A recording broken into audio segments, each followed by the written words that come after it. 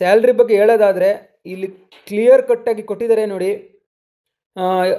All figures in rupees monthly contribution approximately ಅಂತ ಇಲ್ಲಿ ಕೊಟ್ಟಿದ್ದಾರೆ. ಅದರಲ್ಲಿ ಫಸ್ಟ್ ಇಯರ್ ನಿಮಗೆ 30,000 ಅಂತ ಕೊಟ್ಟಿದ್ದಾರೆ, ಇದು ಪರ್ ಮಂತ್. ಅದರಲ್ಲಿ ನಿಮಗೆ ಇನ್ ಹ್ಯಾಂಡ್ 70% ಅಂದರೆ 21,000 ಇನ್ ಹ್ಯಾಂಡ್ ಬರುತ್ತೆ. ಮತ್ತು ಅದಾದಮೇಲೆ ನಿಮ್ಗೆ ಕಾರ್ಪಸ್ ಫಂಡ್ ಏನು ನಿಮಗೆ ಲಾಸ್ಟಲ್ಲಿ ರಿಟೈರ್ಮೆಂಟ್ ಆದಮೇಲೆ ಒಂದು ಅಮೌಂಟ್ನ ಕೊಡ್ತಾರೆ, ಆ ಅಮೌಂಟಿಗೆ ಕಾರ್ಪಸ್ ಫಂಡ್ಗೆ 30% ಹೋಗುತ್ತೆ. ಇಲ್ಲಿ ನೋಡಿ 21 + 9 ಇಲ್ಲಿ 30 ಆಯಿತು.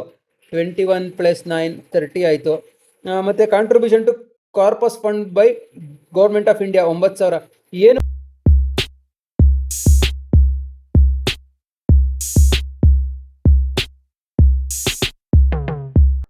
ಜೈ ಹಿಂದ್.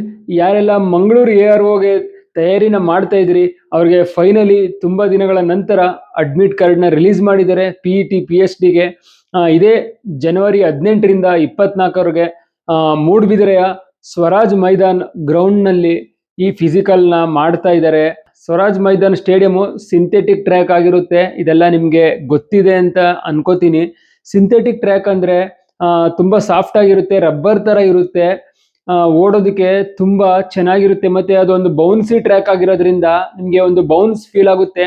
ನೀವು ರೋಡಲ್ಲಿ ಅಥವಾ ಗ್ರೌಂಡಲ್ಲಿ ಒಂದು ಮಣ್ಣಿನ ರೋಡಲ್ಲಿ ಹುಲ್ಲಿನ ಗ್ರೌಂಡಲ್ಲಿ ರನ್ನಿಂಗ್ನ ಮಾಡಿರ್ತೀರಾ, ಅದರಲ್ಲಿ ರನ್ನಿಂಗ್ ಮಾಡಿ ನೀವು ಸಿಂಥೆಟಿಕ್ ಟ್ರ್ಯಾಕಲ್ಲಿ ಓಡೋದ್ರಿಂದ ನಿಮಗೆ ಸ್ವಲ್ಪ ಚೆನ್ನಾಗಿ ಬೌನ್ಸಿಂಗ್ ಸಿಗುತ್ತೆ, ಚೆನ್ನಾಗಿ ಫೀಲ್ ಆಗುತ್ತೆ, ಟೈಮಿಂಗ್ ಕೂಡ ಚೆನ್ನಾಗಿ ಬರುತ್ತೆ. ಇವತ್ತಿನ ವಿಡಿಯೋದಲ್ಲಿ ಮಂಗಳೂರು AROಗೆ ಹೇಗೆಲ್ಲ ತಯಾರಿನ ಮಾಡಬೇಕು, ಮತ್ತು ಏನೇನು ಡಾಕ್ಯುಮೆಂಟ್ಸ್ ತಗೊಂಡೋಗ್ಬೇಕು, ಮತ್ತು ರನ್ನಿಂಗ್ನ ಟಿಪ್ಸು ಅಂದರೆ 1600 ಮೀಟರ್ನ ಸ್ಟಾರ್ಟಿಂಗ್ ಹೇಗೆ ಓಡಬೇಕು, ಸೆಕೆಂಡ್ ಥರ್ಡ್ ರೌಂಡ್ ಹೇಗೆ ಓಡಬೇಕು, ಮತ್ತು ಲಾಸ್ಟ್ 200 ಮೀಟರ್ನ ಯಾವ ರೀತಿ ಪುಲ್ ಮಾಡಬೇಕು, ಮತ್ತು ಯಾವ ಗ್ರೂಪಲ್ಲಿ ನಿಮಗೆ ಎಷ್ಟೆಷ್ಟು ಮಾರ್ಕ್ಸ್ ಸಿಗ್ತಾ ಇದೆ, ಕಂಪ್ಲೀಟ್ ಡೀಟೇಲ್ನ ನಾನು ಇವತ್ತು ವಿಡಿಯೋದಲ್ಲಿ ಕೊಡ್ತಾ ಇದ್ದೀನಿ. ಹಾಗಾಗಿ ವಿಡಿಯೋನ ಸ್ಕಿಪ್ ಮಾಡದೆ ಕೊನೆವರೆಗೂ ನೋಡಿ.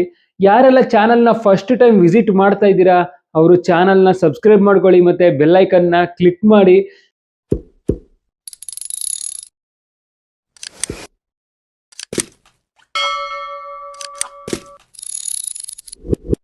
ಎಲ್ಲ ವಿಡಿಯೋನು ನಾನು ಯಾವುದೇ ಫೋಟೋ ಮತ್ತು ಯಾವುದೇ ವಿಡಿಯೋಗಳನ್ನ ಹಾಕದೆ ಹಂಗೆ ಡೀಟೇಲ್ನ ಕೊಡ್ತಾ ಇರ್ತೀನಿ. ನಿಮಗೂ ನನ್ನ ಮುಖ ನೋಡಿ ನೋಡಿ ಬೋರ್ ಆಗಿಬಿಟ್ಟಿರುತ್ತೆ ಅಂತ ನನಗೂ ಗೊತ್ತಿದೆ. ಹಾಗಾಗಿ ಇವತ್ತು ನಾನು ಮಂಗಳೂರು AROದು ಒಂದು ನೋಟಿಫಿಕೇಶನ್ ಇದೆ ನನ್ನ ಹತ್ರ, ಆ ನೋಟಿಫಿಕೇಶನ್ನ ನಿಮಗೆ ಸ್ಕ್ರೀನಲ್ಲಿ ಇವಾಗ ತೋರಿಸ್ತೀನಿ. ಆ ನೋಟಿಫಿಕೇಶನ್ನ ಜೊತೆಯಲ್ಲೇ ನಿಮಗೆ ಡೀಟೇಲ್ ಆಗಿ ಹೇಳ್ತಾ ಹೋಗ್ತೀನಿ. ಬನ್ನಿ, ಇವಾಗ ನಿಮಗೆ ಸ್ಕ್ರೀನಲ್ಲಿ ಮಂಗಳೂರು AROದು ಒಂದು ನೋಟಿಫಿಕೇಶನ್ ಇದೆ, ಅದನ್ನು ತೋರಿಸ್ತೀನಿ, ಅದರಲ್ಲೇ ಚರ್ಚೆ ಮಾಡ್ತಾ ಹೋಗೋಣ. ನೀವಿಲ್ಲಿ ನೋಡ್ತಾ ಇರ್ಬೋದು recruitment notification, Indian army recruiting office Mangaluru AROದೇ ಒಂದು ನೋಟಿಫಿಕೇಶನ್ನ ನಿಮಗೋಸ್ಕರ ತಂದಿದ್ದೀನಿ. ಇದರಲ್ಲಿ ಇವಾಗ ಫುಲ್ಲು ಡೀಟೇಲ್ನ ನಾನು ಡಿಸ್ಕ್ರೈಬ್ ಮಾಡ್ತಾ ಹೋಗ್ತೀನಿ. ಫಿಸಿಕಲ್ ಯಾವ ರೀತಿ ಇರುತ್ತೆ, ಇಲ್ಲಿ ಯಾವ ರೀತಿ ಸ್ಟ್ಯಾಂಡರ್ಡ್ಸ್ನ ಕೊಟ್ಟಿದ್ದಾರೆ ಅಂತ ನಿಮಗೆ ಡೀಟೇಲ್ನ ಕೊಡ್ತಾ ಹೋಗ್ತೀನಿ. ಫಿಸಿಕಲ್ ಸ್ಟ್ಯಾಂಡರ್ಡ್ಸ್ ಬಗ್ಗೆ ಮಾತಾಡೋದಾದರೆ ಇದರಲ್ಲಿ ನೋಡಿ ಕ್ಯಾಟಗರಿ ಕೊಟ್ಟಿದ್ದಾರೆ. ಇದರಲ್ಲಿ Agniveer general duty, Agniveer technical, Agniveer tradesmen ಮತ್ತು Agniveer tradesmen 8th pass 10th pass, ಮತ್ತು Agniveer clerk store keeper technical.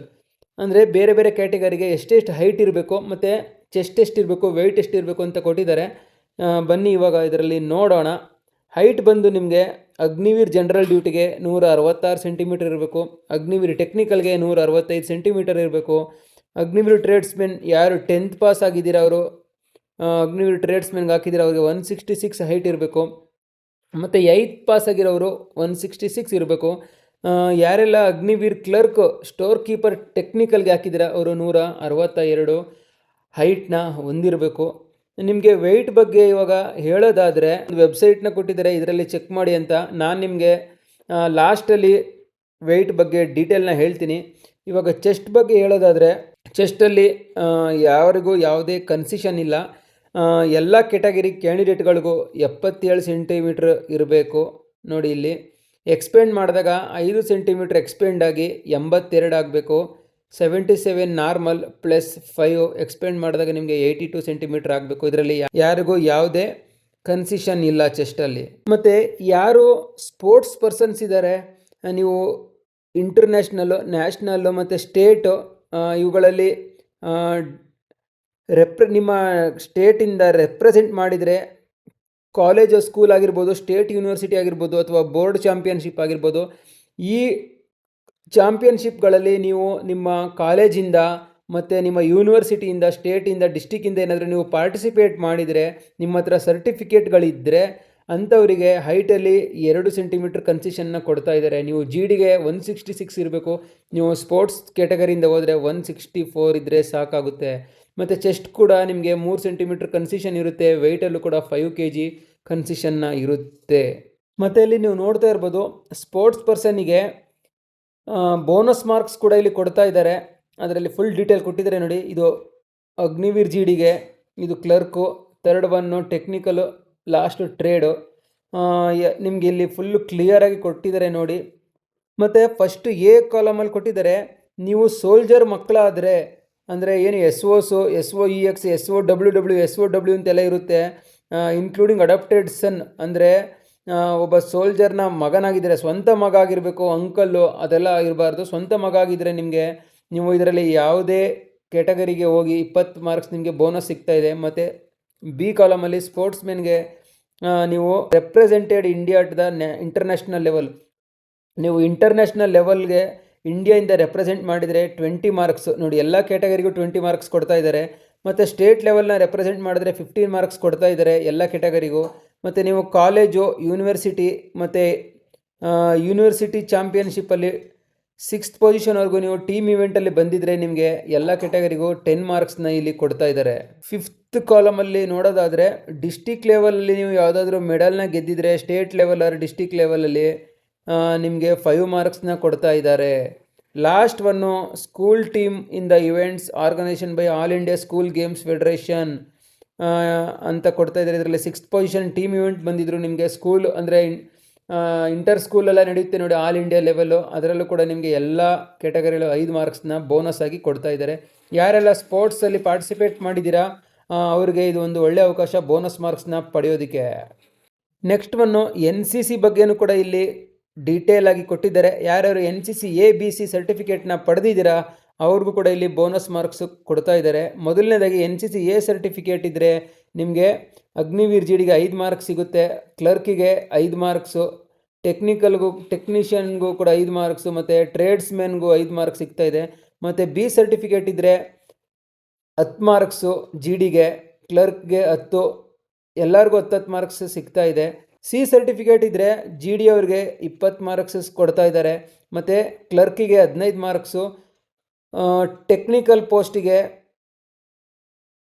15 marks, ಮತ್ತು ಯಾವುದು ಇದು, ಮತ್ತು ಟ್ರೇಡ್ಸ್ಮೆನ್ಗೂ ಕೂಡ 15 ಮಾರ್ಕ್ಸ್ನ ಕೊಡ್ತಾ ಇದ್ದಾರೆ. ಮತ್ತು ಇಲ್ಲಿ ಇನ್ನೊಂದು ಹೇಳ್ತಾ ಇದ್ದಾರೆ ನೋಡಿ, NCC C certificate and participated in republic day parade.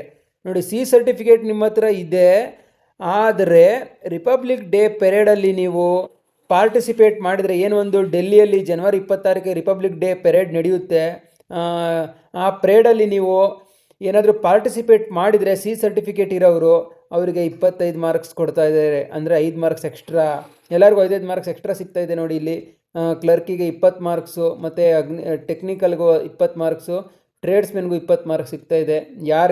ಯಾರೆಲ್ಲ ಸರ್ಟಿಫಿಕೇಟ್ ಇದೆ ಅವ್ರಿಗೆ ಒಂದು ಒಳ್ಳೆಯ ಅವಕಾಶ. ಮತ್ತು ಇಲ್ಲಿ ಅಗ್ನಿವೀರ್ ಕ್ಲರ್ಕು ಮತ್ತು ಸ್ಟೋರ್ ಕೀಪರ್ ಟೆಕ್ನಿಕಲ್ ಅವ್ರಿಗೆ ಒಂದು O ಲೆವೆಲ್ದು IT ಕೋರ್ಸ್ ಸರ್ಟಿಫಿಕೇಟ್ ಏನಾದ್ರು ನಿಮ್ಮ ಹತ್ರ ಇಶ್ಯೂ ಇದ್ದರೆ, NILIT ಅವರು ಇಶ್ಯೂ ಮಾಡಿರೋದು ಇದ್ದರೆ 15 ಮಾರ್ಕ್ಸು ಬೋನಸ್ನ ಸಿಗುತ್ತೆ. ಯಾರ ಹತ್ರ ಆ ಸರ್ಟಿಫಿಕೇಟ್ ಇದೆ ಅವರು ಇದಕ್ಕೆ ಅಪ್ಲೈನ ಮಾಡಬಹುದು. ಈಗ ನೆಕ್ಸ್ಟ್ ಒನ್ನು, ಯಾರೆಲ್ಲ ITI ಅಥವಾ ಡಿಪ್ಲೊಮೊ ಕ್ವಾಲಿಫೈಡ್ ಆಗಿದ್ದೀರಾ, PU ಆದಮೇಲೆ ಅಥವಾ 10th ಆದಮೇಲೆ ITI ಡಿಪ್ಲೊಮೊ ಮಾಡಿದರೆ, ಯಾರೆಲ್ಲ ಟೆಕ್ನಿಕಲ್ ಪೋಸ್ಟ್ಗೆ ಅಪ್ಲೈ ಮಾಡಿದ್ದೀರಾ ಅವ್ರಿಗೆ 20, 30, 40, 50 ಮಾರ್ಕ್ಸ್ವರೆಗೂ ನಿಮಗೆ ಸಿಗ್ತಾ ಇದೆ. ಯಾರ್ದೆಲ್ಲ ITI ಡಿಪ್ಲೊಮೊ ಆಗಿದೆ ಆ ಸರ್ಟಿಫಿಕೇಟ್ಗಳು ನಿಮ್ಮ ಹತ್ರ ಇದ್ದರೆ, ನೀವು ಟೆಕ್ನಿಕಲ್ ಪೋಸ್ಟ್ಗೆ ಅಪ್ಲೈ ಮಾಡ್ತಾಯಿದ್ರೆ ನಿಮಗೂ ಕೂಡ ಇಲ್ಲಿ ಬೋನಸ್ ಮಾರ್ಕ್ಸ್ನ ಕೊಡ್ತಾ ಇದ್ದಾರೆ. ನೆಕ್ಸ್ಟ್ ಒನ್ನು ನಿಮಗೆ ಸ್ಯಾಲ್ರಿ ಬಗ್ಗೆ ಹೇಳ್ಬಿಡ್ತೀನಿ. ನೋಟಿಫಿಕೇಷನಲ್ಲಿ ನೋಡ್ತಾ ಸ್ಯಾಲ್ರಿನೂ ಬಂತು, ಇದೊಂದು ಹೇಳಿಬಿಡ್ತೀನಿ, ನೋಡ್ಕೊಬಿಡಿ. ಸ್ಯಾಲ್ರಿ ಬಗ್ಗೆ ಹೇಳೋದಾದರೆ ಇಲ್ಲಿ ಕ್ಲಿಯರ್ ಕಟ್ಟಾಗಿ ಕೊಟ್ಟಿದ್ದಾರೆ ನೋಡಿ. All figures in rupees monthly contribution approximately ಅಂತ ಇಲ್ಲಿ ಕೊಟ್ಟಿದ್ದಾರೆ. ಅದರಲ್ಲಿ ಫಸ್ಟ್ ಇಯರು ನಿಮಗೆ 30,000 ಅಂತ ಕೊಟ್ಟಿದ್ದಾರೆ, ಇದು ಪರ್ ಮಂತ್. ಅದರಲ್ಲಿ ನಿಮಗೆ ಇನ್ ಹ್ಯಾಂಡ್ 70%, ಅಂದರೆ 21,000 ಇನ್ ಹ್ಯಾಂಡ್ ಬರುತ್ತೆ. ಮತ್ತು ಅದಾದಮೇಲೆ ನಿಮ್ಮ ಕಾರ್ಪಸ್ ಫಂಡ್ ಏನು ನಿಮಗೆ ಲಾಸ್ಟಲ್ಲಿ ರಿಟೈರ್ಮೆಂಟ್ ಆದಮೇಲೆ ಒಂದು ಅಮೌಂಟ್ನ ಕೊಡ್ತಾರೆ, ಆ ಅಮೌಂಟಿಗೆ ಕಾರ್ಪಸ್ ಫಂಡ್ಗೆ 30% ಹೋಗುತ್ತೆ. ಇಲ್ಲಿ ನೋಡಿ 21 + 9 ಇಲ್ಲಿ 30 ಆಯಿತು, 21 + 9 30 ಆಯಿತು.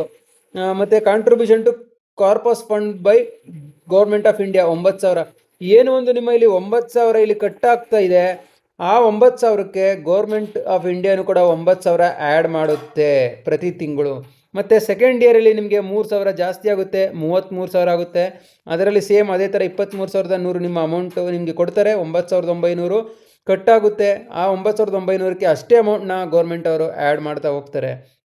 ಸೇಮ್ ಥರ್ಡ್ ಇಯರಲ್ಲೂ ಕೂಡ 36,500 ಇದೆಲ್ಲ ಸೇಮ್ ಅದೇ ಥರ ಕಟ್ಟಾಗ್ತಾ ಹೋಗುತ್ತೆ. ನಿಮಗೆ ಫೋರ್ತ್ ಇಯರಲ್ಲಿ 40,000 ಆಗಿ ಒಂದು ಇಂಕ್ರಿಮೆಂಟ್ನ ಮಾಡ್ತಾರೆ ಟೋಟಲ್ ಸ್ಯಾಲ್ರಿ. ಅದರಲ್ಲಿ ನಿಮಗೆ 28,000 ಅಮೌಂಟ್ ಸಿಗುತ್ತೆ. ಮತ್ತು 12,000 ಕಟ್ಟಾಗುತ್ತೆ, ಅದಕ್ಕೆ ಅವರು 12,000ನ ಆ್ಯಡ್ ಮಾಡ್ತಾರೆ. ನಿಮಗೆ ಇದಿಷ್ಟೇ ಅಮೌಂಟ್ ಬರುತ್ತೆ ಅಂತ ಅಂದ್ಕೋಬೇಡಿ. ಇದರ ಜೊತೆಗೆ ನಿಮಗೆ ಅಲೌನ್ಸಸ್ ಎಲ್ಲ ಇದೆ. ಇಲ್ಲಿ ಕೊಟ್ಟಿದ್ದಾರೆ ನೋಡಿ, ಕಾಲಮ್ ನಂಬರ್ 13ನಲ್ಲಿ pay allowances and allied benefits ಅಂತ. ಇದರಲ್ಲಿ ನಿಮಗೆ risk allowance and hardship allowance ಕೂಡ ಸಿಗುತ್ತೆ.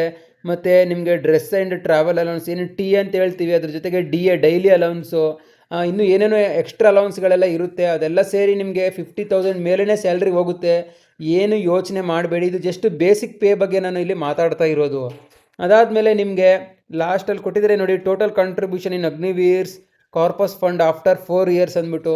ನಿಮಗೆ ಏನು ಕಾರ್ಪಸ್ ಫಂಡಲ್ಲಿ ನೀವು ಒಂದು ನಿಮ್ಮ ಅಮೌಂಟ್ ಕಟ್ಟಾಗ್ತಾ ಇದೆ, ಅದು 5,02,000 ಅಮೌಂಟು ನಿಮಗೆ ಕಟ್ಟಾಗುತ್ತೆ.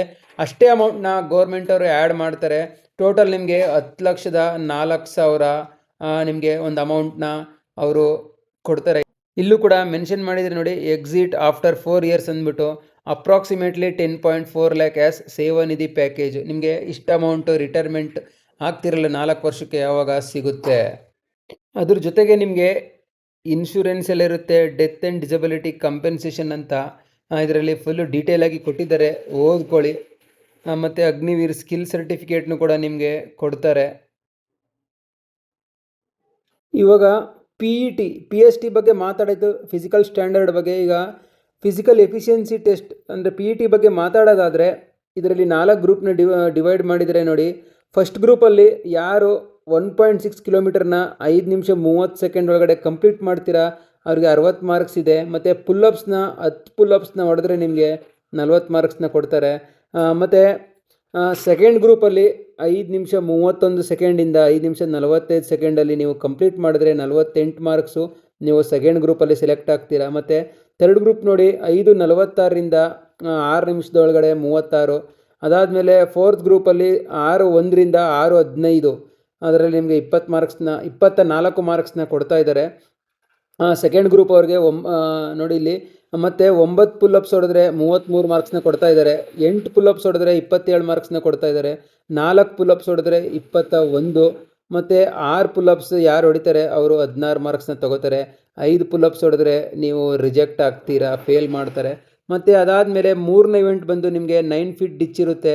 ಅದು ಕ್ವಾಲಿಫೈ ಅಷ್ಟೇ ಮಾಡಬೇಕು, ಜಂಪ್ ಮಾಡಿ ಕ್ಲಿಯರ್ ಮಾಡಬೇಕಾಗುತ್ತೆ. ಮತ್ತು ಜಿಗ್ಜಾಗ್ ಬ್ಯಾಲೆನ್ಸ್ನೂ ಕೂಡ ಅಷ್ಟೇ, ನೀವು ನೀಡ್ ಟು ಕ್ವಾಲಿಫೈ ಅಂದರೆ ಕ್ವಾಲಿಫೈ ಮಾಡಬೇಕು, ಅದಕ್ಕೆ ಯಾವುದೇ ಮಾರ್ಕ್ಸ್ ಇಲ್ಲ ಇವೆರಡಕ್ಕೂ. ಇದರಲ್ಲಿ ನಿಮಗೆ ರನ್ನಿಂಗ್ ಮತ್ತು ಪುಲ್ಲಪ್ಸಲ್ಲಿ ಮಾತ್ರ ಮಾರ್ಕ್ಸ್ ಇರುತ್ತೆ.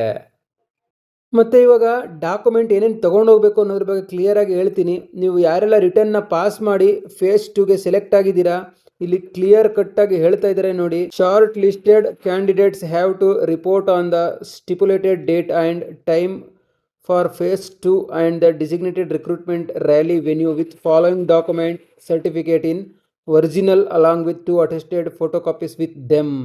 ಇವಾಗ ಯಾರು ಪಾಸ್ ಆಗಿದ್ದೀರಾ, ಫಿಸಿಕಲ್ಗೆ ಸೆಲೆಕ್ಟ್ ಆಗಿದ್ದೀರಾ, ಅವರು ಇಲ್ಲಿ ಕೆಳಗಡೆ ಇವಾಗ ನಾನು ಏನೇನು ಹೇಳ್ತೀನಿ ಆ ಒರಿಜಿನಲ್ ಡಾಕ್ಯುಮೆಂಟ್ಸ್ ಜೊತೆಗೆ ಅದರದ್ದು 2 ಸೆಟ್ಟು ಜೆರಾಕ್ಸ್ನ ಮಾಡಿಸ್ಕೊಂಡು ತೊಗೊಂಡೋಗ್ಬೇಕಾಗುತ್ತೆ. ನಿಮಗೆ ಮೊದಲನೇದಾಗಿ ಅಡ್ಮಿಟ್ ಕಾರ್ಡ್ನ ತೊಗೊಂಡೋಗಿ, ಅದಾದಮೇಲೆ ಸೆಕೆಂಡಲ್ಲಿ ಫೋಟೋಗ್ರಾಫ್, ನಿಮಗೆ 20 ಕಾಪಿ ಫೋಟೋ ಪಾಸ್ಪೋರ್ಟ್ ಅಟೆಸ್ಟೆಡ್ ಅಂದರೆ ಏನು ಅಟೆಸ್ಟ್ ಆಗಿರಬಾರ್ದು, 20 ಫೋಟೋಗಳನ್ನ ತೊಗೊಂಡು ಹೋಗಬೇಕು. ಸೈನು ಸೀಲ್ ಯಾರ್ದು ಆಗಿರಬಾರ್ದು. ಮತ್ತು ಇಲ್ಲಿ ಕೊಟ್ಟಿದ್ರೆ ನೋಡಿ, must be with proper haircut and clean shave in white background ಅಂತ ಹೇಳ್ತಾ ಇದ್ದಾರೆ. ನಿಮಗೆ ವೈಟ್ ಬ್ಯಾಕ್ಗ್ರೌಂಡ್ ಇರಬೇಕು, ಬ್ಲೂ, ಬ್ಲ್ಯಾಕು, ರೆಡ್, ಬೇರೆ ಕಲರ್ಗಳು ನಡೆಯಲ್ಲ. ವೈಟ್ ಬ್ಯಾಕ್ಗ್ರೌಂಡಲ್ಲಿ ಫೋಟೋ ಇರಬೇಕು, 20 ಕಾಪಿ ಆಗಿರಬೇಕು. ಮತ್ತು ಕ್ಲೀನ್ ಶೇವ್ ಆಗಿರಬೇಕು ಮತ್ತು ಹೇರ್ ಕಟ್ ಆಗಿರಬೇಕು. ಇದು ನೆನಪಲ್ಲಿ ಇಟ್ಕೊಳ್ಳಿ. ಈಗ ನೆಕ್ಸ್ಟ್ ಎಜುಕೇಷನ್ ಸರ್ಟಿಫಿಕೇಟ್ಸ್ ಅಂದರೆ ಏನು, ಒಂದು ನಿಮ್ಮದು 10th ಮಾರ್ಕ್ಸ್ ಕಾರ್ಡ್ನ ತೊಗೊಂಡು ಬರೋಕ್ಕೆ ಹೇಳ್ತಾ ಇದ್ದಾರೆ. 10th ಮಾರ್ಕ್ಸ್ ಕಾರ್ಡು ನಿಮಗೆ ಒರ್ಜಿನಲ್ಲೇ ಇರಬೇಕು. ಇದು ನಿಮಗೆ ನೆನಪಲ್ಲಿ ಇಟ್ಕೊಳ್ಳಿ. ಒರಿಜಿನಲ್ ಇಲ್ಲಾಂದರೆ ರಿಜೆಕ್ಟ್ ಮಾಡ್ತಾರೆ. ಒರಿಜಿನಲ್ನೇ ತೊಗೊಂಡೋಗಿ. ನೆಕ್ಸ್ಟು ನಿಮಗೆ ಡೊಮೈಸಲ್ ಸರ್ಟಿಫಿಕೇಟ್ನ ತೊಗೊಂಡೋಗ್ಬೇಕು. ಅದಾದಮೇಲೆ ರೆಸಿಡೆನ್ಸ್ ಸರ್ಟಿಫಿಕೇಟ್ನ ತೊಗೊಂಡೋಗ್ಬೇಕು. ಕ್ಯಾಸ್ಟ್ ಸರ್ಟಿಫಿಕೇಟ್ ತೊಗೊಂಡೋಗ್ಬೇಕು. ಕ್ಯಾರೆಕ್ಟರ್ ಸರ್ಟಿಫಿಕೇಟ್ ತೊಗೊಂಡೋಗ್ಬೇಕು. ಸ್ಕೂಲ್ ಕ್ಯಾರೆಕ್ಟರ್ ಸರ್ಟಿಫಿಕೇಟ್ ತೊಗೊಂಡೋಗ್ಬೇಕು. ಮತ್ತು ಅನ್ಮ್ಯಾರಿಡ್ ಸರ್ಟಿಫಿಕೇಟ್ನ ತೊಗೊಂಡೋಗ್ಬೇಕು. ರಿಲೇಷನ್ಶಿಪ್ ಸರ್ಟಿಫಿಕೇಟ್ ತೊಗೊಂಡೋಗ್ಬೇಕು. ಇದು ಯಾರಿಗೆ ಅಂದರೆ, ನೀವು ಸೋಲ್ಜರ್ ಮಕ್ಕಳಾಗಿದ್ದರೆ ಅಂಥವ್ರಿಗೆ ಒಂದು ರಿಲೇಷನ್ಶಿಪ್ ಸರ್ಟಿಫಿಕೇಟ್ನ ಇಲ್ಲಿ 10 ರೂಪೀಸ್ ಒಂದು ಸ್ಟ್ಯಾಂಪ್ ಪೇಪರಲ್ಲಿ ಮಾಡಿಸ್ಕೊಂಡು ತೊಗೊಂಡೋಗ್ಬೇಕಾಗುತ್ತೆ, ಅಫಿಡವಿಟು. ಮತ್ತು ಯಾರೆಲ್ಲ NCC ಕ್ಯಾಂಡಿಡೇಟ್ಸು ABC ಸರ್ಟಿಫಿಕೇಟ್ ಇದೆ ಮತ್ತು ರಿಪಬ್ಲಿಕ್ ಡೇ ಪೆರೇಡ್ನ ಅಟೆಂಡ್ ಮಾಡಿದ್ದೀರಾ, ಅವರು ಕೂಡ NCC ಸರ್ಟಿಫಿಕೇಟು ಇದ್ದರೆ ಒರಿಜಿನಲ್ ಸರ್ಟಿಫಿಕೇಟ್ಗಳನ್ನ ತೊಗೊಂಡೋಗ್ಬೇಕಾಗುತ್ತೆ. ಮತ್ತು ಯಾರ್ಯಾರೆಲ್ಲ ಸ್ಪೋರ್ಟ್ಸ್ ಮ್ಯಾನ್ಗಳಿದ್ದೀರಾ ಅವರು ಕೂಡ ನೀವು ಸ್ಪೋರ್ಟ್ಸ್ ಸರ್ಟಿಫಿಕೇಟ್ಗಳನ್ನ ತೊಗೊಂಡೋಗಿ. ಮತ್ತು ಇದಾದಮೇಲೆ ಪ್ಯಾನ್ ಕಾರ್ಡ್, ಆಧಾರ್ ಕಾರ್ಡ್ ಒರಿಜಿನಲ್ನ ತೊಗೊಂಡೋಗಿ. ನೆಕ್ಸ್ಟು ನಿಮಗೆ ವೆರಿ ಇಂಪಾರ್ಟೆಂಟ್ ಥಿಂಗು, ಟ್ಯಾಟು ಬಗ್ಗೆ ಇಲ್ಲಿ ಕೊಟ್ಟಿದ್ದಾರೆ ಡೀಟೇಲ್ ಆಗಿ. ಇದನ್ನು ಓದ್ಕೊಬಿಡಿ, ಇಲ್ಲಿಂದ ಹಿಡಿದು ಇಲ್ಲಿವರೆಗೆ ಓದ್ಕೊಂಬಿಡಿ. ನಿಮಗೆ ಟ್ಯಾಟುದು ಫುಲ್ಲು ಡೀಟೇಲ್ ಆಗಿ ಕೊಟ್ಟಿದ್ದಾರೆ ಅವರು. ನಾನು ಒಂದ್ಸಲ ಹೇಳ್ಬಿಡ್ತೀನಿ. ಇಲ್ಲಿ ನೋಡಿ, ಇಲ್ಲಿ ಇನ್ನರ್ ಫೇಸ್ ಆರ್ 4 ಆರ್ಮ್ಸ್ ಅಂತ ಹೇಳ್ತಾ ಇದ್ದಾರೆ. ಏನೋ ಒಂದು ನಾವು ಸಲ್ಯೂಟ್ ಮಾಡ್ತೀವಿ, ನಾನು ಎಲ್ಲ ವೀಡಿಯೋದಲ್ಲೂ ಹೇಳ್ತಾ ಇರ್ತೀನಿ. ರೈಟ್ ಹ್ಯಾಂಡಲ್ಲಿ ನಾವು ಸಲ್ಯೂಟ್ ಮಾಡ್ತೀವಿ. ಸಲ್ಯೂಟ್ ಮಾಡಿದಾಗ ಮುಂದ್ಗಡೆ ಯಾವ ನಮ್ಮ ಕೈನ ಇನ್ನರ್ ಆರ್ಮ್ಸ್ ಅಂತ ಹೇಳ್ತೀವಿ, ಅದರಲ್ಲಿ ಟ್ಯಾಟೂಸ್ ಇರಬಾರ್ದು. ಮತ್ತು ಪರ್ಮನೆಂಟ್ ಬಾಡಿ ಟ್ಯಾಟೂಸು ಇರಬಾರ್ದು. ಟೆಂಪ್ರವರಿ ಇದ್ದರೆ ನಡೆಯುತ್ತೆ. ಯಾವುದೇ ಪಾರ್ಟಲ್ಲೂ ಕೂಡ ಪರ್ಮನೆಂಟ್ ಬಾಡಿ ಟ್ಯಾಟೂಸ್ ಇದ್ದರೆ ಅದನ್ನು ರಿಮೂವ್ ಮಾಡಿಸ್ಕೊಳ್ಳಿ ಇವಾಗಲೇ. ಇಲ್ಲಾಂದರೆ ನಿಮಗೆ ಮೆಡಿಕಲ್ಗೆ ಕಳಿಸ್ತಾರೆ. ಮೆಡಿಕಲಲ್ಲಿ ಟೆಂಪ್ರವರಿ ಅನ್ಫಿಟ್ನ ಮಾಡ್ತಾರೆ. ನೋಡಿದ್ರಲ್ಲ ಗೈಸ್, ಫಿಸಿಕಲ್ ಯಾವ ಥರ ನಡೆಯುತ್ತೆ, ಹೈಟ್ ಎಷ್ಟಿರಬೇಕು, ವೆಯ್ಟ್ ಎಷ್ಟಿರಬೇಕು, ಮತ್ತು 1600 ಮೀಟರ್ದು ಫಸ್ಟ್ ಗ್ರೂಪಲ್ಲಿ ಏನು ಟೈಮಿಂಗ್ ಇದೆ, ಸೆಕೆಂಡ್ ಗ್ರೂಪ್ಗೆ ಏನು ಟೈಮಿಂಗ್ ಇದೆ, ಮತ್ತು ಪುಲ್-ಅಪ್ಸ್ ಎಷ್ಟು ಹೊಡಿಬೇಕು, 9 ಫೀಟ್ ಡಿಚ್ ಬಗ್ಗೆ ಎಲ್ಲ ಕಂಪ್ಲೀಟಾಗಿ ಹೇಳಿದ್ದೀನಿ. ಮತ್ತು ಡಾಕ್ಯುಮೆಂಟ್ಸ್ ಎಲ್ಲ ನಿಮಗೆ ಏನೇನು ತೊಗೊಂಡೋಗ್ಬೇಕು ಅಂತೆಲ್ಲ ನಿಮಗೆ ಗೊತ್ತಾಗಿದೆ. ಈಗ ಇದೆಲ್ಲ ನಿಮಗೆ PST PET ಮತ್ತು ಡಾಕ್ಯುಮೆಂಟ್ಸ್ ಬಗ್ಗೆ ಆಯಿತು. ಇವಾಗ ಇಂಪಾರ್ಟೆಂಟ್ ಥಿಂಗ್ ಹೇಳ್ತೀನಿ. ಏನಪ್ಪ ಇಂಪಾರ್ಟೆಂಟ್ ಥಿಂಗ್ ಅಂದರೆ, 1600 ಮೀಟರ್ನ ನೀವು ಯಾವ ರೀತಿ ಫಿನಿಶ್ ಮಾಡಬೇಕು. ಈಗ 4 ಗ್ರೂಪ್ಗಳಾಗಿ ಡಿವೈಡ್ ಮಾಡ್ತಾರೆ. ನೀವು 3ನೇ ಗ್ರೂಪ್ 4ನೇ ಗ್ರೂಪ್ಗೆ ಹೋದರೆ ನಿಮ್ಮನ್ನ ಸೆಲೆಕ್ಟ್ ಮಾಡೋದಿಲ್ಲ. ಯಾಕೆ ಅಂದರೆ, ಇದಕ್ಕೂ ಮುಂಚೆ ನಾನು ಹೇಳಿದೆ ಯಾವ ಗ್ರೂಪಲ್ಲಿ ಹೊಡೆದ್ರೆ ಎಷ್ಟು ಮಾರ್ಕ್ಸ್ ಸಿಗ್ತಾ ಇದೆ, ಎಕ್ಸಲೆಂಟಲ್ಲಿ ಹೊಡೆದ್ರೆ ಎಷ್ಟು ಸಿಗ್ತಾ ಇದೆ, ಸೆಕೆಂಡ್ ಗ್ರೂಪಲ್ಲಿ ಎಷ್ಟು ಸಿಗ್ತಾ ಇದೆ ಅಂತ. 10 ಪುಲ್-ಅಪ್ಸ್ ಹೊಡೆದ್ರೆ ಎಷ್ಟು ಮಾರ್ಕ್ಸ್ ಇದೆ, 8 ಪುಲ್-ಅಪ್ಸ್ ಹೊಡೆದ್ರೆ ಎಷ್ಟು ಮಾರ್ಕ್ಸ್ ಇದೆ, 6 ಪುಲ್-ಅಪ್ಸ್ಗೆ ಎಷ್ಟು ಮಾರ್ಕ್ಸ್ ಕೊಡ್ತಾ ಇದ್ದಾರೆ ಅಂತ. ನೀವು ಸೆಲೆಕ್ಷನ್ ಆಗಬೇಕಂದ್ರೆ ಆಲ್ಮೋಸ್ಟ್ ಎಕ್ಸಲೆಂಟ್ನ ಟ್ರೈ ಮಾಡಬೇಕು ಗಾಯ್ಸ್. ಎಕ್ಸಲೆಂಟಲ್ಲಿ ನೀವು ಮಾಡಿದ್ರೆ ಮಾತ್ರ ನಿಮಗೆ ಫೈನಲ್ ಮೆರಿಟಲ್ಲಿ ಒಂದು ಫೈನಲ್ ಲಿಸ್ಟಲ್ಲಿ ನೀವು ನಿಮ್ಮ ಹೆಸರನ್ನ ರಿಜಿಸ್ಟರ್ ಮಾಡ್ಕೊಳ್ಳೋದಕ್ಕೆ ಯೂಸ್ ಆಗುತ್ತೆ. ಹಾಗಾಗಿ ಎಲ್ಲ ಸ್ಟೇಜಲ್ಲೂ ಕೂಡ ಎಕ್ಸಲೆಂಟಲ್ಲಿ ಬರೋದಕ್ಕೆ ಟ್ರೈ ಮಾಡಲೇಬೇಕು. ನೀವು ಫಿಸಿಕಲ್ಗೆ ಹೋಗೋಕೆ ಮುಂಚೆ ಹೇಗೆ ತಯಾರಿನ ಮಾಡಬೇಕು ಅನ್ನೋದನ್ನ ನಾನು ಇವಾಗ ಡೀಟೇಲ್ ಆಗಿ ಹೇಳ್ತೀನಿ. ಈಗ ಫಿಸಿಕಲ್ಗೆ ಹೋಗೋಕೆ ಮುಂಚೆ ನೀವು ಡಾಕ್ಯುಮೆಂಟ್ಸ್ನೆಲ್ಲ ಸರಿಯಾಗಿ ಇದೆಯಾ ಅಂತ 2 ಸಲ ಚೆಕ್ ಮಾಡ್ಕೊಳ್ಳಿ. ಯಾಕೆಂದರೆ ನೀವು ಡಾಕ್ಯುಮೆಂಟ್ಸ್ನ ಮನೇಲೇ ಬಿಟ್ಟು ಹೋದರೆ ಅವರು ಮತ್ತೆ ನೆಕ್ಸ್ಟ್ ಡೇ ನಿಮಗೆ ಯಾವುದೇ ಕಾರಣಕ್ಕೂ ಇನ್ವಿಟೇಷನ್ನ ಕೊಡೋದಿಲ್ಲ. ನೆಕ್ಸ್ಟ್ ಡೇ ಬರಪ್ಪ ನೀನು ಅಂತ ಒಂದೇ ಸಲ ನಿಮ್ಮನ್ನ ರಿಜೆಕ್ಟ್ ಮಾಡಿ ವಾಪಸ್ ಕಳಿಸ್ತಾ ಇರ್ತಾರೆ ಮನೆಗೆ. ಹಾಗಾಗಿ ಎಲ್ಲ ಡಾಕ್ಯುಮೆಂಟ್ಸ್ನ ಒರಿಜಿನಲ್ನ ಏನೇನು ಹೇಳಿದ್ದೀನಿ ಎಲ್ಲ ತಗೊಂಡೋಗಿ. ಮತ್ತೆ ಇನ್ನೊಂದು ಏನಪ್ಪ ಅಂತಂದರೆ, ಮತ್ತೆ ಅದ್ರದ್ದು 2 ಸೆಟ್ ಜೆರಾಕ್ಸ್ನು ಕೂಡ ತಗೊಂಡೋಗಿರಿ. ಮತ್ತು ಫೋಟೋಸ್ ಎಲ್ಲ ತಗೊಂಡೋಗಿ. ಅದಾದಮೇಲೆ ನೀವು ಹೇಗೆ ತಯಾರಿ ಮಾಡಬೇಕು ಅಂದರೆ, ಹೋಗ್ಬೇಕಾದ್ರೆ ಒಂದು ಬ್ಯಾಗ್ನ ತಗೊಳ್ಳಿ. ಬ್ಯಾಗ್ಗೆ ಡಾಕ್ಯುಮೆಂಟ್ಸ್ ಎಲ್ಲ ಹಾಕ್ಕೊಳ್ಳಿ. ಒಂದು ಫೈಲ್ನ ಡಾಕ್ಯುಮೆಂಟ್ಸ್ಗೆ ಅಂತಲೇ ಇಟ್ಕೊಳ್ಳಿ. ಮತ್ತು 2 ಲೀಟ್ರದ್ದು ನೀರಿನ ಬಾಟ್ಲನ್ನ ತಗೊಳ್ಳಿ. ಅದಕ್ಕೆ 2 ಲೀಟರ್ ನೀರು ಬಾಟ್ಲಿಗೆ 1 ಪ್ಯಾಕೆಟ್ ಎಲೆಕ್ಟ್ರಾಲ್ನ ಹಾಕಿ. ಮೆಡಿಕಲಲ್ಲಿ ಸಿಗುತ್ತೆ ಎಲೆಕ್ಟ್ರಾಲ್, ಇಲ್ಲ ಗ್ಲೂಕೋಸ್ನ ತಗೊಳ್ಳಿ. 10 ಡಿಸ್ಟಿಕ್ನವರು ಮಂಗಳೂರು ARO ಅಂಡರಲ್ಲಿ ಬರ್ತೀರಾ, ಅವರೆಲ್ಲ ನೀವು ಕಡಿಮೆ ಅಂದ್ರೂ 4-5 ಗಂಟೆ, ಕೆಲವ್ರಿಗೆ 6 ಗಂಟೆ ಜರ್ನಿ ಆಗುತ್ತೆ, ಕೆಲವ್ರಿಗೆ ನಿಯರ್ ಇರುತ್ತೆ. ದೂರ ಇರೋರೆಲ್ಲ ನೀವು ನೈಟ್ ಜರ್ನಿನ ಮಾಡಿಕೊಂಡು ಹೋಗ್ಬೇಕಾಗುತ್ತೆ. ಸೊ ನಿಮಗೆ ಡಿಹೈಡ್ರೇಟ್ ಆಗಬಾರ್ದು ಬಾಡಿ ಅನ್ನೋ ಕಾರಣದಿಂದ ಈ ಎಲೆಕ್ಟ್ರಾಲ್ ಮತ್ತು ಗ್ಲೂಕೋಸ್ನ ಜರ್ನಿಯಲ್ಲಿ ಕುಡೀರಿ ಅಂತ ಹೇಳ್ತಾ ಇದ್ದೀನಿ. ಮತ್ತು ರನ್ನಿಂಗ್ ಹಿಂದಿನ ದಿನ ನಾರ್ಮಲ್ ಊಟನ ಮಾಡಿ ಫುಲ್ ಡೇ. ಮತ್ತು ಚಪಾತಿಗಳು ಮತ್ತು ಮಸಾಲೆ ಐಟಮ್ಸ್ ಇದನ್ನೆಲ್ಲ ತಿನ್ನಕ್ಕೆ ಹೋಗ್ಬೇಡಿ. ನೈಟ್ ಟೈಮ್ ಅಂತೂ ಲೈಟ್ ವೆಯ್ಟ್ ಊಟ ಮಾಡಿ. ಅನ್ನ ಸಾಂಬಾರು ತಿಂದರೆ ಸಾಕು. ನಾರ್ಮಲ್ ಆಗಿ ಊಟನೇ ಮಾಡಿ. ನಾನ್ ವೆಜ್ ಎಲ್ಲ ತಿನ್ನಕ್ಕೆ ಹೋಗ್ಬೇಡಿ. ಆಯಿಲ್ ಫುಡ್ಸ್ ಎಲ್ಲ ತಿನ್ನಕ್ಕೆ ಹೋಗ್ಬೇಡಿ, ಡೈಜೆಷನ್ ಆಗಲ್ಲ ನಿಮಗೆ. ಮಾರ್ನಿಂಗ್ ನೀವು ಬೆಳಿಗ್ಗೆ ಟೈಮಲ್ಲಿ ನಿಮ್ಮ ಬಾಡಿ ಎಷ್ಟು ಲೈಟ್ ಆಗಿರುತ್ತೆ, ಎಷ್ಟು ಫ್ರೆಶ್ ಆಗಿರುತ್ತೆ ಅನ್ನೋದ್ರ ಮೇಲೆ ನಿಮ್ಮ ರನ್ನಿಂಗ್ ಕೂಡ ಡಿಪೆಂಡ್ ಆಗಿರುತ್ತೆ. ಈ ಚಿಕ್ಕ ಚಿಕ್ಕ ಇನ್ಫಾರ್ಮೇಶನ್ಗಳನ್ನ ನಿಮ್ಗೆ ಗೊತ್ತಿರಲ್ಲ. ಇದು ತುಂಬಾ ಒಂದು ಚೇಂಜಸ್ನ ನಿಮ್ಗೆ ತರಿಸುತ್ತೆ, ಆದರೆ ಅದು ನಮ್ಗೆ ಗೊತ್ತಾಗಲ್ಲ. ಇದೆಲ್ಲ ನನ್ನ ಎಕ್ಸ್ಪೀರಿಯನ್ಸು. ಅಥ್ಲೆಟಿಕ್ಸ್ ಅಲ್ಲಿ ನಾವು ಹೆಂಗೆ ಫಾಲೋ ಮಾಡ್ತಾ ಇದ್ವಿ ಕಾಂಪಿಟೇಷನ್ಗಿಂತ ಮುಂಚೆ, ಅದನ್ನ ನಾನು ನಿಮ್ಗೆ ಹೇಳ್ತಾ ಇದ್ದೀನಿ. ಮತ್ತೆ ಮೂವ್ ತಗೊಂಡೋಗಿ ಮೂವ್ ಆಯಿಂಟ್ಮೆಂಟ್ ವಾರ್ಮ್ ಅಪ್ ಮುಂಚೆ ಮೂವ್ನೆಲ್ಲ ಚೆನ್ನಾಗಿ ಹಾಕೊಳ್ಳಿ.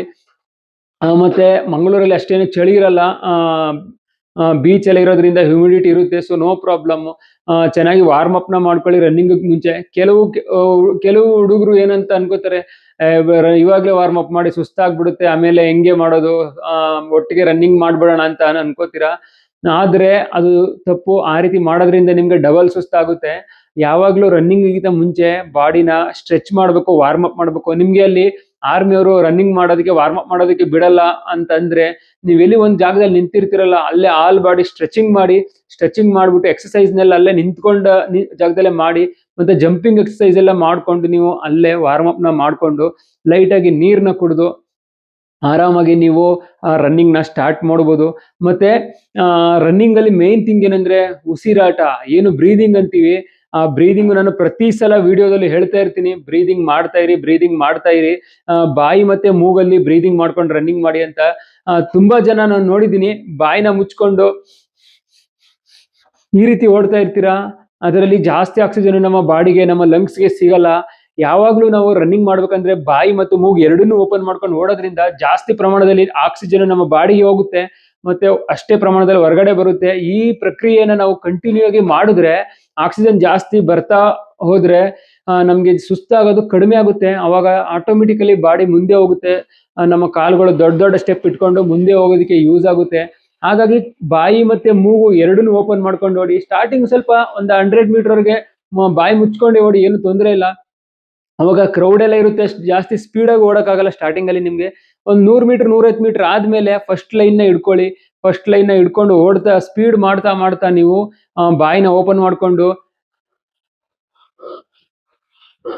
ಈ ರೀತಿ ರನ್ನಿಂಗ್ ನ ಮಾಡೋದಕ್ಕೆ ಟ್ರೈ ಮಾಡಿ. ಇದೆಲ್ಲ ನಾನು ಒಂದು ಅಥ್ಲೆಟಿಕ್ಸ್ ಎಕ್ಸ್ಪೀರಿಯನ್ಸ್ ನ ನಿಮ್ಗೆ ಶೇರ್ ಮಾಡ್ತಾ ಇದ್ದೀನಿ. ಈ ತರ ನೀವು ಫಾಲೋ ಮಾಡಿದ್ರೆ 100% ನಿಮ್ಗೆ 5 ರಿಂದ 10 ಸೆಕೆಂಡ್ ಡಿಫ್ರೆನ್ಸ್ ಆಗುತ್ತೆ. ಮತ್ತೆ ಇನ್ನೊಂದು ಇಂಪಾರ್ಟೆಂಟ್ ಥಿಂಗ್ ಏನಪ್ಪಾ ಅಂತಂದ್ರೆ, ನೀವು ಅಥ್ಲೆಟಿಕ್ಸ್ ಟ್ರ್ಯಾಕ್ ಅಲ್ಲಿ 8 ಲೈನ್ ಇರುತ್ತೆ, 1 2 3 8 ಲೈನ್ ಇರುತ್ತೆ, ಬೇರೆ ಬೇರೆ ಲೈನು. ನಿಮ್ಗೆ ಹಿಂಗೆ ರನ್ನಿಂಗ್ ಬಿಟ್ಟಾಗ ನೀವೇನ್ ಮಾಡ್ಬೇಕಂದ್ರೆ, ಪಟ್ ಅಂತ ಓಡೋಗಿ ನೀವು ಮೊದಲನೇ ಲೈನ್ ನ ಸೇರ್ಕೋಬೇಕು. ನೀವ್ ಎಲ್ಲಿವರೆಗೆ 2ನೇ ಲೈನ್ 3ನೇ ಲೈನ್ ಅಥವಾ ಹಿಂಗ್ ಬಳಸ್ಕೊಂಡು ಹುಡುಗರನ್ನ ಓಡ್ತಾ ಇರ್ತೀರಾ, ಅಷ್ಟೇ ನಿಮ್ಗೆ ಟೈಮ್ ಜಾಸ್ತಿ ಆಗ್ತಾ ಇರುತ್ತೆ. ನೀವು ಫಸ್ಟ್ ಲೈನ್ ಅಲ್ಲಿ ಓಡೋದಕ್ಕೂ ಸೆಕೆಂಡ್ ಲೈನ್ ಅಲ್ಲಿ ಓಡೋದಕ್ಕೂ 5 ರಿಂದ 8 ಸೆಕೆಂಡ್ ಡಿಫ್ರೆನ್ಸ್ ಆಗುತ್ತೆ. ಹಾಗಾಗಿ ಮೊದಲನೇ ಲೈನ್ ಅಲ್ಲಿ ಒಂದು ಕಬ್ಬಿಣದ ರಾಡ್ ತರ ಹಿಂಗೆ ಒಂದು ಲೈನ್ ಹಿಂಗ್ ಹಾಕೊಂಡು ಹೋಗಿರ್ತಾರೆ ಒಳಗಡೆ ಇನ್ನರ್ ಸೈಡ್ ಅಲ್ಲಿ. ಆ ರಾಡ್ ನ ಜಸ್ಟ್ ಪಕ್ಕದಲ್ಲೇ ಓಡ್ತಾ ಇರಿ. ನಿಮ್ಗೆ ಒಂದು ರೌಂಡ್ಗೆ ಕಡಿಮೆ ಅಂದ್ರು 3 ರಿಂದ 4 ಸೆಕೆಂಡ್ ಕಡಿಮೆ ಆಗುತ್ತೆ. 3 ರಿಂದ 4 ಸೆಕೆಂಡ್ ಅಂದ್ರೆ 4 ರೌಂಡ್ಗೆ ಎಷ್ಟಾಯ್ತು ನೋಡಿ, 15 ರಿಂದ 16 ಸೆಕೆಂಡ್ ನಿಮ್ಗೆ ಟೈಮ್ ಸೇವ್ ಆಗ್ತಾ ಇದೆ. ಇದನ್ನ ಯಾರು ಹೇಳೋದಿಲ್ಲ, ನಾನು ನಿಮ್ಗೆ ಡೀಟೇಲ್ ಆಗಿ ಪ್ರತಿ ಸಲನು ಹೇಳ್ತಾ ಇರ್ತೀನಿ. ಏನಕ್ಕೆ ಹೇಳ್ತಾ ಇರ್ತೀನಿ ಅಂದ್ರೆ, ಎಲ್ಲರೂ ಹೊಸದಾಗಿ ವಿಡಿಯೋಗಳನ್ನ ನೋಡ್ತಾ ಇರ್ತೀರಾ, ಕೆಲವರು ಹೊಸದಾಗಿ ಜಾಯ್ನ್ ಆಗ್ತಾ ಇರ್ತಾರೆ. ಹಾಗಾಗಿ ನಾನು ಡೀಟೇಲ್ ಆಗಿ ಹೇಳ್ತಾ ಇರ್ತೀನಿ. ಸೊ ನೀವು ಯಾವಾಗ ಫಸ್ಟ್ ಲೈನ್ಗೆ ಅಂಟ್ಕೊಂಡು ಓಡ್ತೀರಾ, ಅವಾಗ ನಿಮ್ಗೆ ಅಲ್ಲೇ ತಿಳ್ಕೊಬಿಡಿ 15 ರಿಂದ 16 ಸೆಕೆಂಡ್ ಟೈಮ್ ಸೇವ್ ಆಗುತ್ತೆ. ನೋಡಿ, ಕೆಲವರು ಲಾಸ್ಟ್ 1-2 ಸೆಕೆಂಡ್ ಅಲ್ಲಿ ಫೇಲ್ ಆಗ್ತಾ ಇರ್ತೀರಾ, ಅವರೆಲ್ಲ ಪಾಸ್ ಆಗ್ಬೋದು. ಕೆಲವರು 2 ಸೆಕೆಂಡ್ ಅಲ್ಲಿ 1 ಸೆಕೆಂಡ್ ಅಲ್ಲಿ ಎಕ್ಸಲೆಂಟ್ ಗ್ರೂಪ್ ನ ಮಿಸ್ ಮಾಡ್ಕೊಂಡು ಸೆಕೆಂಡ್ ಗ್ರೂಪ್ ಹೊಟ್ಟೋಗ್ತೀರಾ. ಕೆಲವರು ಅದೇ 1 ಸೆಕೆಂಡ್ ಅಲ್ಲಿ ಸೆಕೆಂಡ್ ಗ್ರೂಪ್ ಇಂದ ಥರ್ಡ್ ಗ್ರೂಪ್, ಕೆಲವರು ಫೇಲ್ ಆಗ್ಬಿಡ್ತೀರಾ 1 ಸೆಕೆಂಡ್ ಅಲ್ಲಿ. ಒಂದೊಂದು ಸೆಕೆಂಡ್ ಕೂಡ ಇಂಪಾರ್ಟೆಂಟ್. ಅದಕ್ಕೋಸ್ಕರ ಫಸ್ಟ್ ಲೈನ್ ಅಲ್ಲಿ ನೋಡಿ, ಮತ್ತೆ ವಾರ್ಮ್ ಅಪ್ ಚೆನ್ನಾಗಿ ಮಾಡಿ.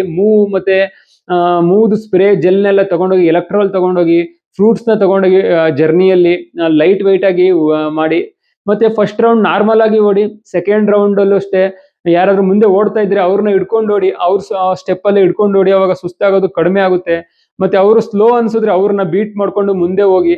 ಮತ್ತೆ ಲಾಸ್ಟ್ ಇನ್ನ 3 ರೌಂಡ್ ಓಡ್ತೀರಾ ಅನ್ಕೊಳ್ಳಿ, ಲಾಸ್ಟ್ ಇನ್ನ 200 ಮೀಟರ್ ಉಳಿದಿದೆ ಅನ್ನುವಾಗ, ಅವಾಗ ಏನ್ ಮಾಡಿ ಅಂದ್ರೆ, ಫುಲ್ ನಿಮ್ಮ ಹತ್ರ ಎಷ್ಟು ಎನರ್ಜಿ ಉಳಿದಿದೆ ಆ ಎನರ್ಜಿನೆಲ್ಲ ಹಾಕಿ ಆಲ್ ಔಟ್ ರೇಸ್ ಅಂತ ಹೇಳ್ತೀವಿ. Last 200 metre full all out race. Full ಕೈನ ಚೆನ್ನಾಗಿ ಸ್ವಿಂಗ್ ಮಾಡಿ. ಎಷ್ಟು ಜಾಸ್ತಿ ಸ್ವಿಂಗ್ ಮಾಡ್ತೀರಾ ಅಷ್ಟು ಸ್ಟೆಪ್ಸ್ ಮುಂದೆ ಹೋಗುತ್ತೆ, ಅಷ್ಟು ರನ್ನಿಂಗ್ ಸ್ಪೀಡ್ ಆಗುತ್ತೆ, ಅಷ್ಟು ಟೈಮಿಂಗ್ ಚೆನ್ನಾಗಿ ಬರುತ್ತೆ.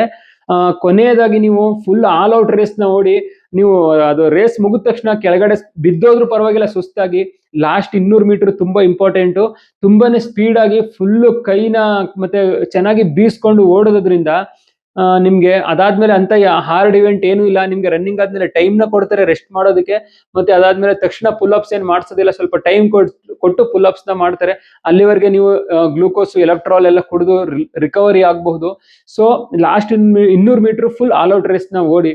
ಅದಾದ್ಮೇಲೆ ಈಗ ಪುಲ್ ಅಪ್ಸ್ ಬಗ್ಗೆ ಮಾತಾಡೋದಾದ್ರೆ ಪುಲ್ ಅಪ್ಸ್ ಅಲ್ಲೂ ಅಷ್ಟೇ 10 ಪುಲ್ ಅಪ್ಸ್ ನವ್ರು ಮಾಡಕ್ಕೆ ಕೊಟ್ಟಿರ್ತಾರೆ. 6 ಪುಲ್ ಅಪ್ಸ್ ನ ಮಾಡ್ಲೇಬೇಕು, ಇಲ್ಲಾಂದ್ರೆ ಫೇಲು. ನೀವು 10ಕ್ಕೆ 10 ಪುಲ್ ಅಪ್ಸ್ ನ ಟ್ರೈ ಮಾಡಿ. ಯಾಕೆಂದ್ರೆ ಒಂದೊಂದು ಮಾರ್ಕ್ಸ್ ಕೂಡ ಇಂಪಾರ್ಟೆಂಟ್. ಒಂದೊಂದು ಮಾರ್ಕ್ಸ್ ಅಲ್ಲಿ ಎಷ್ಟೋ ಕ್ಯಾಂಡಿಡೇಟ್ಗಳು ಜಾಬ್ನ ಕಳ್ಕೊಂಡಿರ್ತಾರೆ, ಅದನ್ನು ನೋಡಿದೀವಿ. ಹಾಗಾಗಿ ಎಷ್ಟು ಎಕ್ಸಲೆಂಟ್ ಆಗುತ್ತೆ ಅಷ್ಟು ಎಕ್ಸಲೆಂಟ್ ನ ಮಾಡೋದಕ್ಕೆ ಟ್ರೈ ಮಾಡಿ. ಮತ್ತೆ 9 ಫೀಟ್ ಡಿಚ್ಚು ಅದೆಲ್ಲ ಏನು ಅಷ್ಟು ಹಾರ್ಡ್ ಇರೋದಿಲ್ಲ. ನೀವು ಇಲ್ಲಿ ಫೋಟೋದಲ್ಲಿ ನೋಡ್ತಾ ಇರ್ಬೋದು 9 ಫೀಟ್ ಡಿಚ್ ಹೇಗಿದೆ ಅಂತ. ಇದೇ 9 ಫೀಟ್ ಡಿಚ್ಚು, ಅಂದ್ರೆ 9 ಅಡಿ ಇರುತ್ತೆ. ಆದ್ರೆ ಈ 9 ಅಡಿನ ಹಳ್ಳ ಮಾಡಿರ್ತಾರೆ. ಈ ಕಡೆಯಿಂದ ನಾವು ಆ ಕಡೆಗೆ ಜಂಪ್ ಮಾಡ್ಬೇಕಾಗುತ್ತೆ ಅಷ್ಟೇ, ಇದೇನು ಹಾರ್ಡ್ ಇರೋದಿಲ್ಲ. ಅದಾದ್ಮೇಲೆ ಜಿಗ್ಜಾಗ್ ಬ್ಯಾಲೆನ್ಸ್ ನೀವು ಸ್ಕ್ರೀನ್ ಅಲ್ಲಿ ನೋಡ್ತಾ ಇದ್ದೀರಾ, ಇದು ಕೂಡ ಏನು ಹಾರ್ಡ್ ಇರಲ್ಲ. ಭೂಮಿಯಿಂದ 3.5 ಅಡಿ ಹೈಟ್ ಇರ್ತದೆ. ಮತ್ತೆ ಈ ರೀತಿ ಜಿಗ್ಜಾಗ್ ಅಲ್ಲಿ ಅವರು ನೆಟ್ಟಿರ್ತಾರೆ. ಅದ್ರ ಮೇಲೆ ನಾವು ಈ ರೀತಿ ಕೈನ ಈ ರೀತಿ ಬ್ಯಾಲೆನ್ಸಿಂಗ್ ಮಾಡ್ಕೊಂಡು ಬಾಡಿನ ನಡ್ಕೊಂಡು ಹೋಗ್ಬೇಕು. ಏನು ಹಾರ್ಡ್ ಇಲ್ಲ, ಇದು ತುಂಬಾನೇ ಈಸಿ. ನಮ್ಗಂಗ ಅನ್ಸುತ್ತೆ ನೋಡೋದಕ್ಕೆ ಬಿದ್ಬಿಡ್ತೀವ ಅಂತ. ಆದ್ರೆ ನೀವು ಒಂದ್ಸಲ ಕೆಳಗಡೆ ಬಿದ್ರೆ ಅಥವಾ ಇಳಿದು ಬಿಟ್ರೆ ಡಿಸ್ಬ್ಯಾಲೆನ್ಸ್ ಆಗಿ ರಿಜೆಕ್ಟ್ ಮಾಡ್ಬಿಡ್ತಾರೆ. ಹಾಗಾಗಿ ಮತ್ತೆ ಇದರಲ್ಲಿ ಇನ್ನೊಂದು ಏನಂದ್ರೆ ಏನು ಅದು ಜಿಗ್ಜಾಗ್ ಬಾರ್ ಇದೆಯಲ್ಲ, ಹಿಂಗೆ ಆ ಬಾರ್ ಮೇಲೆ ಕಾಲ್ನ ನಿಮ್ಗೆ ಸ್ಟ್ರೈಟ್ ಆಗಿ ಇಡಬೇಡಿ, ಸ್ವಲ್ಪ ಕ್ರಾಸ್ ಆಗಿ ಇಡಿ. ಈ ಟೆಕ್ನಿಕ್ ನ ಯಾರು ಹೇಳೋದಿಲ್ಲ.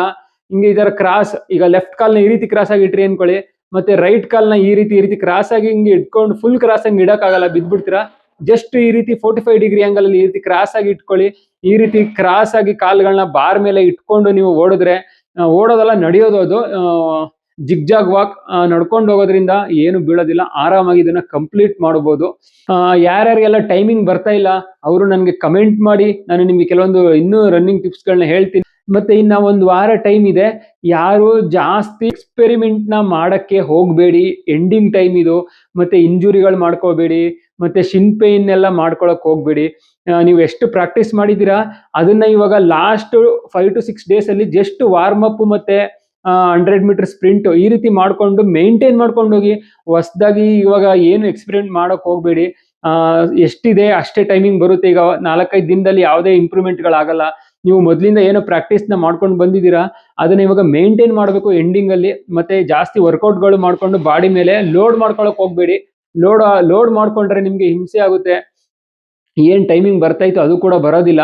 ಎಷ್ಟು ಮಾಡ್ತಾ ಇದೀರಾ ಅಷ್ಟೇ ಮಾಡಿ ಸಾಕು. ಜಾಸ್ತಿ ವರ್ಕೌಟ್ಸ್ ಮಾಡಬೇಡಿ. ಇವಾಗ ಜಸ್ಟ್ ವಾರ್ಮ್ ಅಪ್ ಗಳನ್ನ ಮಾಡಿ, ಮತ್ತೆ 100 ಮೀಟರ್ ಸ್ಟ್ರೈಡಿಂಗು, 100 ಮೀಟರ್ ಸ್ಟ್ರೈಟ್ ಮಾಡಿ, ಮತ್ತೆ ಸ್ಟ್ರೆಚಿಂಗ್ ಮಾಡಿ, ಚೆನ್ನಾಗಿ ನೀರ್ನ ಕುಡೀರಿ, ಡಯಟ್ನೆಲ್ಲ ಚೆನ್ನಾಗಿ ಮೇಂಟೈನ್ ಮಾಡಿ. ಇವಾಗ ಮತ್ತೆ ಯಾರಿಗೆ ವೆಯ್ಟ್ ಎಲ್ಲ ಜಾಸ್ತಿ ಇದೆ ಅಂತ ಅನಿಸ್ತಾ ಇದೆ ಅವರು ಊಟಗಳನ್ನೆಲ್ಲ ಕಡಿಮೆ ಮಾಡಿ, ವೆಯ್ಟ್ ನ ಸ್ವಲ್ಪ ಕಡಿಮೆ ಮಾಡ್ಕೊಳ್ಳಿ. ಯಾರು ವೆಯ್ಟ್ ಕಡಿಮೆ ಇದೆ ಜಾಸ್ತಿ ಮಾಡ್ಬೇಕು ಅನ್ನೋರು ಡೈಲಿ ಬಾಳೆಹಣ್ಣುಗಳನ್ನ ತಿನ್ನಿ. ಮತ್ತೆ ನಾನ್ ವೆಜ್ ಆಗಿದ್ರೆ ಡೈಲಿ ಎಗ್ ಆಡ್ ಮಾಡ್ಕೊಳ್ಳಿ, ಹಾಲು ಕುಡೀರಿ. ಮತ್ತೆ ಬನಾನಾ ಶೇಕ್ ಅಂತೆಲ್ಲ ಹೇಳ್ತೀವಿ, ಅದನ್ನೆಲ್ಲ ಕುಡಿಯೋದ್ರಿಂದ ನಿಮ್ಗೆ ಬಾಡಿ ವೆಯ್ಟ್ ಗೈನ್ ಆಗುತ್ತೆ. ಮತ್ತೆ ಏನು ಸಿರಿಧಾನ್ಯಗಳು ಅಂತ ಹೇಳ್ತೀವಿ, ಹಸಿ ಕಡಲೆ, ಶೇಂಗಾ, ಮತ್ತೆ ಹಸಿರು ಕಾಳು, ಇದನ್ನೆಲ್ಲ ರಾತ್ರಿ ಟೈಮ್ ನೀರಲ್ಲಿ ನೆನೆ ಹಾಕ್ಬಿಟ್ಟು ನೀವು ಅದನ್ನ ಕುಡಿಯೋದ್ರಿಂದ, ಅದನ್ನ ಬೆಳಗ್ಗೆ ಟೈಮ್ ಬ್ರೇಕ್ಫಾಸ್ಟ್ ಜೊತೆ ತಿನ್ನೋದ್ರಿಂದ ನಿಮ್ಗೆ ಬಾಡಿ ವೆಯ್ಟ್ ಗೈನ್ ಆಗುತ್ತೆ. ಇದಿಷ್ಟು ಇವತ್ತಿನ ಮಂಗಳೂರು ARO ಬಗ್ಗೆ A to Z full detail ಆಗಿತ್ತು. ನಾನು ಯಾವುದೇ ವಿಡಿಯೋ ಮಾಡಿದ್ರು A to Z ಇನ್ಫಾರ್ಮೇಶನ್ ಕೊಡ್ತೀನಿ. ನಿಮ್ಗೆ ಬೇಡ ಅಂದ್ರೂ ಕೂಡ ನಾನು ಫೋರ್ಸ್ಫುಲ್ಲಿ ಆಗಿ ಫುಲ್ ಡೀಟೇಲ್ಸ್ ನ ಕೊಡ್ತೀನಿ. ಯಾಕೆಂದ್ರೆ ನಿಮ್ಗೆಲ್ಲ ಇದು ಗೊತ್ತಿರುತ್ತೆ. So no problem. ಗೊತ್ತಿದ್ರೆ ನೀವು ಸ್ಕಿಪ್ ಮಾಡಿ, ಏನು ತೊಂದರೆ ಇಲ್ಲ. ಕೆಲವು ಕ್ಯಾಂಡಿಡೇಟ್ಗಳು ಗ್ರಾಮೀಣ ಕಡೆ ಇರ್ತಾರೆ, ತುಂಬಾ ಕ್ಯಾಂಡಿಡೇಟ್ಗಳು ಗ್ರಾಮೀಣ ಕಡೆ, ಹಳ್ಳಿ ಕಡೆಯವರು ಇರ್ತಾರೆ, ಅವ್ರಿಗೆ ಅಷ್ಟು ಗೊತ್ತಿರಲ್ಲ. ಮತ್ತೆ ಕೆಲವು ವಿದ್ಯಾರ್ಥಿಗಳು ಫಸ್ಟ್ ಟೈಮ್ ಅಪ್ಲೈ ಮಾಡ್ತಾ ಇರ್ತಾರೆ, ಅವ್ರಿಗೆ ಏನು ಗೊತ್ತಿರಲ್ಲ. ಅಂತವ್ರಿಗೆ ಹೆಲ್ಪ್ ಆಗ್ಲಿ, ಯೂಸ್ ಆಗ್ಲಿ ಅಂದ್ಬಿಟ್ಟು ನಾನು full A to Z details step by step, pin to pin ಕೊರಿತಾ ಇರ್ತೀನಿ. ನೀವು ಏನೇ ಅನ್ಕೊಂಡ್ರು ಪರವಾಗಿಲ್ಲ, ನನಗೆ ನನ್ನ ವಿಡಿಯೋ ಇಂದ ಒಂದು ಸ್ಯಾಟಿಸ್ಫ್ಯಾಕ್ಷನ್ ಸಿಗಬೇಕು, ನನ್ನಿಂದ ಇವ್ರಿಗೆ ಹೆಲ್ಪ್ ಆಗ್ತಾ ಇದೆ, ಫುಲ್ ಡೀಟೇಲ್ ನ ಸಿಗಬೇಕು ಅಂತ. ಹಾಗಾಗಿ A to Z ಇನ್ಫಾರ್ಮೇಶನ್ ನ ಕೊಡ್ತಾ ಇರ್ತೀನಿ ಯಾವುದೇ ವಿಡಿಯೋಗಳನ್ನ ಮಾಡಿದ್ರು. ಸೊ ವಿಡಿಯೋ ಇಷ್ಟ ಆಗಿದ್ರೆ ವಿಡಿಯೋನ ಲೈಕ್ ಮಾಡಿ, ಮತ್ತೆ ಏನಾದ್ರು ಡೌಟ್ಸ್ ಇದ್ರೆ ಕಮೆಂಟ್ ಮಾಡಿ, ಖಂಡಿತ ನಾನು ರಿಪ್ಲೈ ಮಾಡ್ತೀನಿ. ಮತ್ತೆ ವಿಡಿಯೋನ ಆದಷ್ಟು ಎಲ್ಲರಿಗೂ ಶೇರ್ ಮಾಡೋದಕ್ಕೆ ಟ್ರೈ ಮಾಡಿ. ವಿಡಿಯೋನ ಜಾಸ್ತಿ ಜನ ನೋಡೋದಕ್ಕೆ ಟ್ರೈ ಮಾಡಿ. ವ್ಯೂಸ್ ಬರ್ತಾ ಇಲ್ಲ. ನಾನು ತುಂಬಾ ಎಫರ್ಟ್ ಹಾಕಿ ನಿಮ್ಗೆ ವಿಡಿಯೋನ ಹಾಕ್ತಾ ಇರ್ತೀನಿ ಯಾವಾಗ್ಲೂ. ನನಗೂ ಕೂಡ ಮೋಟಿವೇಟ್ ಸಿಗ್ಬೇಕಲ್ವಾ. ಸೊ ವಿಡಿಯೋನ ನೋಡಿ ಎಲ್ಲರಿಗೂ ಶೇರ್ ಮಾಡಿ. ನೆಕ್ಸ್ಟ್ ವಿಡಿಯೋದಲ್ಲಿ ಸಿಗೋಣ. ಬಾಯ್ ಬಾಯ್, ಟೇಕ್ ಕೇರ್, ಜೈ ಹಿಂದ್, ವಂದೇ ಮಾತರಂ.